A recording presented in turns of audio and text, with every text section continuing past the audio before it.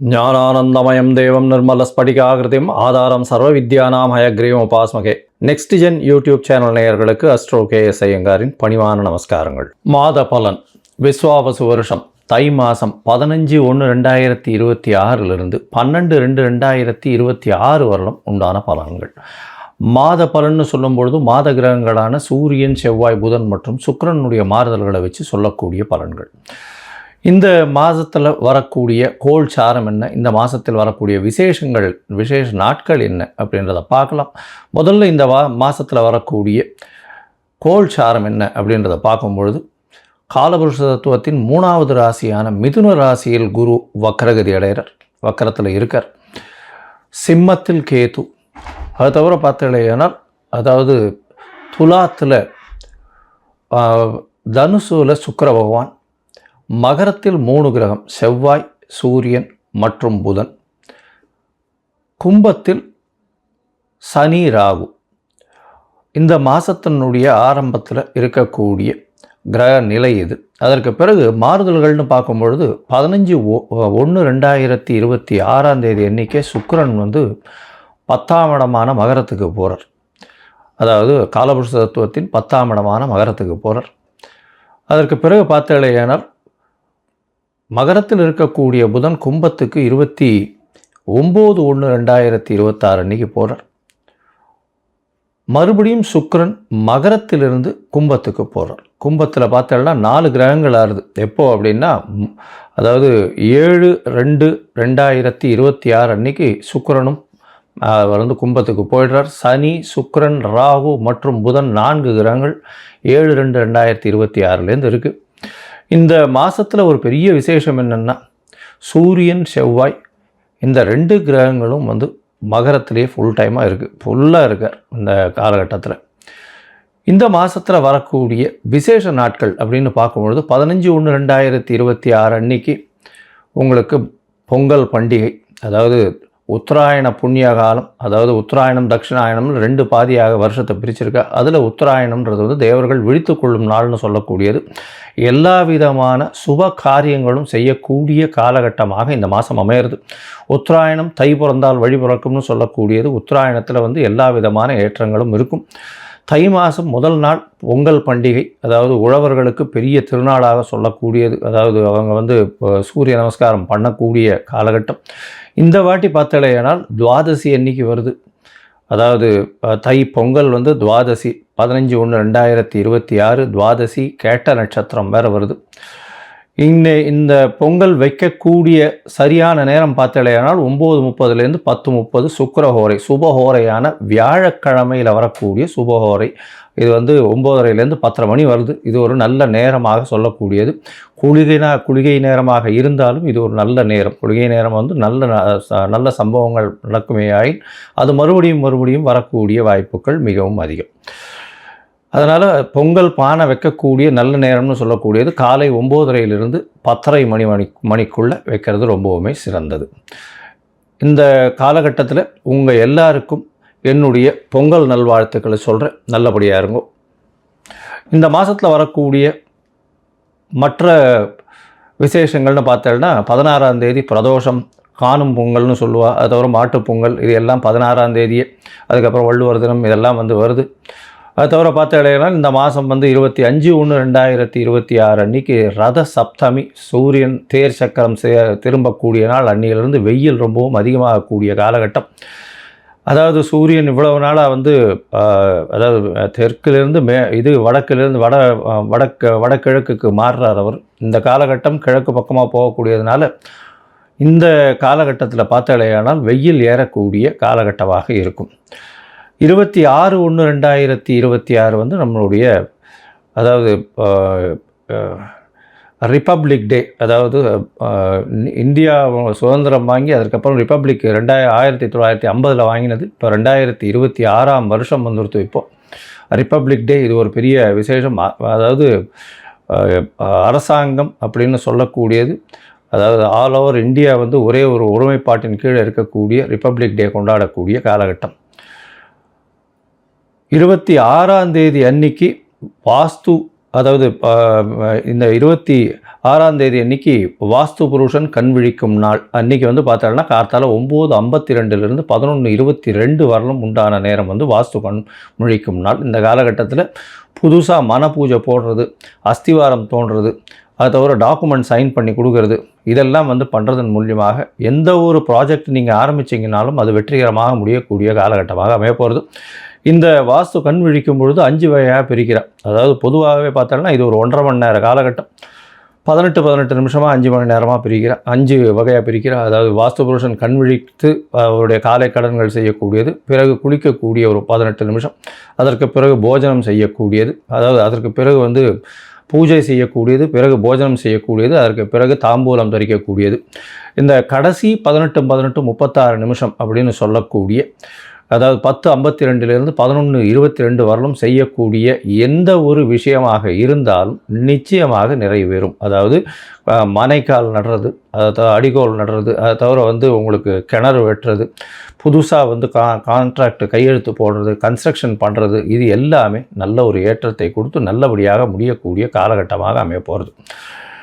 இந்த மாதம் பார்த்தாலேயானால் பௌர்ணமி வருது. அதாவது மிகப்பெரிய விசேஷம். தை பௌர்ணமி அப்படின்றது வந்து மிகப்பெரிய ஏற்றமான காலம். தை அமாவாசையும் பெரிய விசேஷம். ஏன்னா உத்தராயண புண்ணிய காலத்தில் வரக்கூடிய முதல் அமாவாசை தை அமாவாசை. 18/1/2026 தை அமாவாசை. பித்ருக்களுக்கு செய்ய வேண்டிய கர்மாக்களை செய்கிறது உங்களுடைய சந்ததியினரை நல்லபடியாக வழியேற்றி செல்லக்கூடும். அதனால் நல்ல ஒரு ஏற்றத்தை கொடுக்கக்கூடிய நாள். அதாவது அது வந்து அந்த திதியில் வந்து வேறு எந்த ஒரு விஷயங்களையும் செய்யாமல் பித்ருக்களுக்கு திதி கொடுக்கறது மட்டும்தான் செய்யணும். புதுசாக எதையும் ஆரம்பிக்கிறது அந்த மாதிரியான விஷயங்கள் பண்ணக்கூடாது. இது வந்து 18/1/2026 வருது.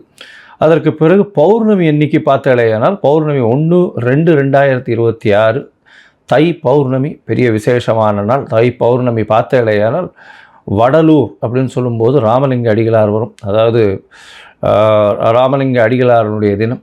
வடலூரில் வந்து பார்த்தாலேயானால் அந்த இது தைப்பூச திருநாள் வேறு அன்றைக்கி. முருகனுக்கு ரொம்ப விசேஷம். அதை தவிர வந்து ஏற்றிய வயிற்றில் எரியக்கூடிய நெருப்பை அணைக்கக்கூடிய, அதாவது சாப்பாடு போடணும் அப்படின்றத மிகவும் வலியுறுத்தி சொல்லக்கூடியவர்.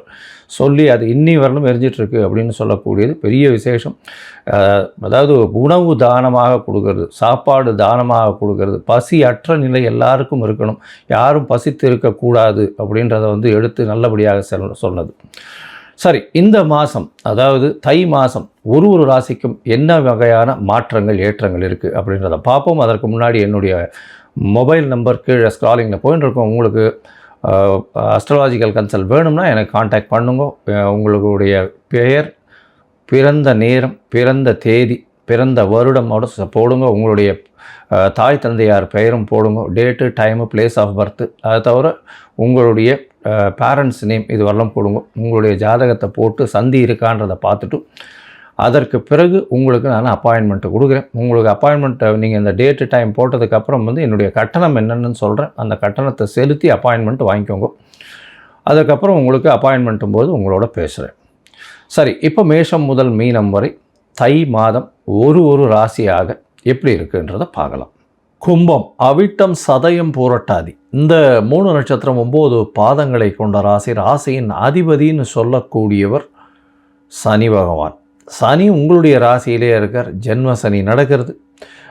ராகுவினுடைய சம்பந்தம், ராகுவும் உங்களுடைய ராசியிலேயே இருக்கார். உங்களுடைய ராசிக்கு பார்த்தாலேயானால் ராகு சனி 2 பேருமே இருக்கா. ராசிக்கு 12ஆம் இடம் வலுப்பெற்று போகிறது.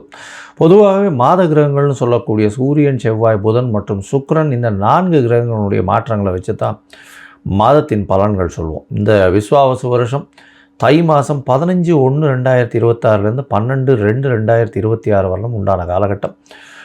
12ஆம் இடத்துல பார்த்தாலேயானால் செவ்வாய், சூரியன், புதன் மற்றும் சுக்கிரன் 4 கிரகங்கள் இருக்குது. உங்களுக்கு வந்து பார்த்தாலேயானால் மன அழுத்தம் கொஞ்சம் அதிகமாகவே இருக்கும். தூக்கமின்மை அதிகமாக இருக்கக்கூடிய காலகட்டமாக இருக்கும்.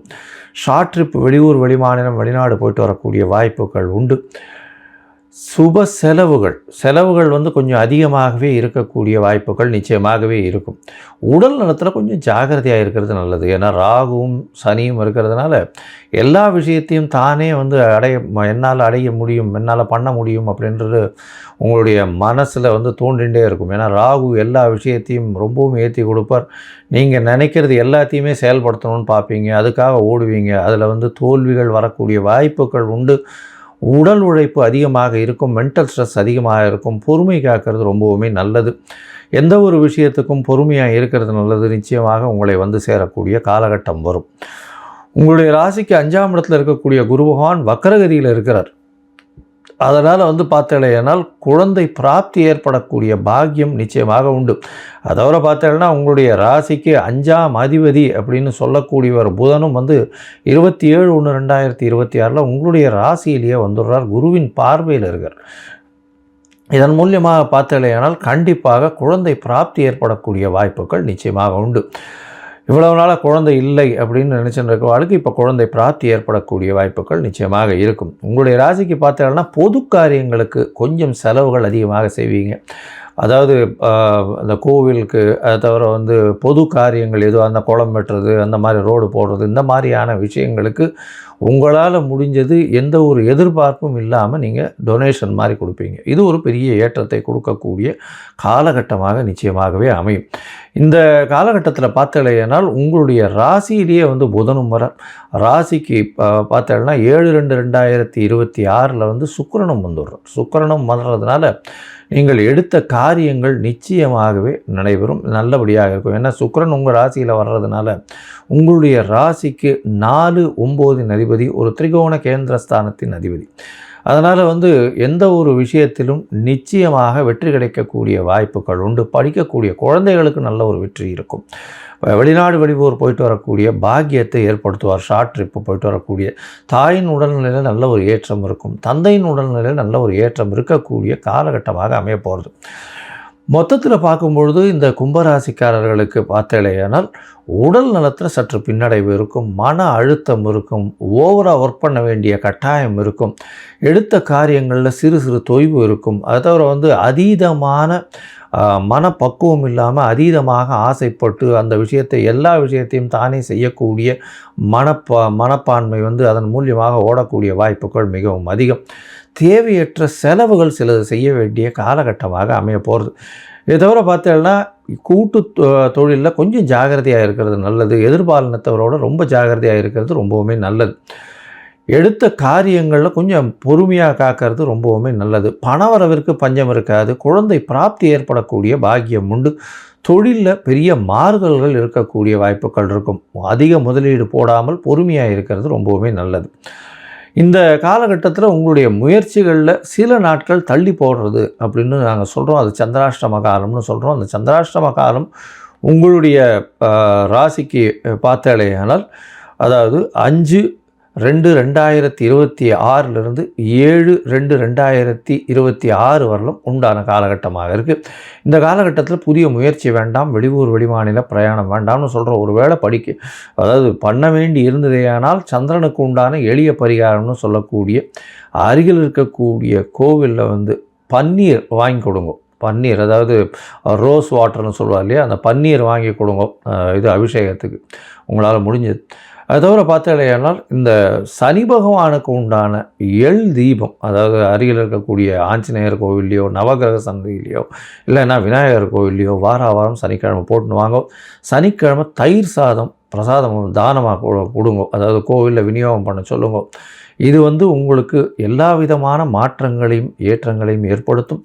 அதுவும் வந்து இந்த கும்பராசிக்காரர்கள் மருத்துவம் அதுவும் மருத்துவம்னா சைக்கோட்ராபிக்ஸ், நியூராலஜி, அந்த மாதிரி மனதை மயக்கக்கூடிய விஷயங்களை செய்யக்கூடிய டாக்டர்களுக்கு, அதை தவிர வந்து உங்களுடைய இரும்பு சம்பந்தமான நெருப்பு சம்பந்தமான மைனிங் சம்பந்தமான வியாபாரங்கள் வேலைகளில் இருக்கிறவாளுக்கெல்லாம் நிச்சயமாகவே ரொம்பவும் ஜாக்கிரதையாக இருக்கிறது ரொம்பவுமே நல்லது. அது அதாவது மைனிங் அதெல்லாம் உங்களுடைய உடலுக்கு பிரச்சனைகள் வரக்கூடிய வாய்ப்புகள் நிச்சயமாக இருக்கும். உங்களுடைய தவறான முடிவுகளால் சில நேரம் உங்களுடைய கிளைண்ட்டுக்கு பிரச்சனைகள் வரக்கூடிய வாய்ப்புகள் நிச்சயமாக இருக்கும். அதனால் பொறுமை காக்கிறது, யோசித்து செய்கிறது ரெண்டுமே ரொம்பவுமே முக்கியம். மொத்தத்தில் இந்த கும்பராசிக்காரர்களுக்கு சுமாரான மாதமாக இருக்கும். மிகவும் எச்சரிக்கையாக செயல்படுவது நல்லது.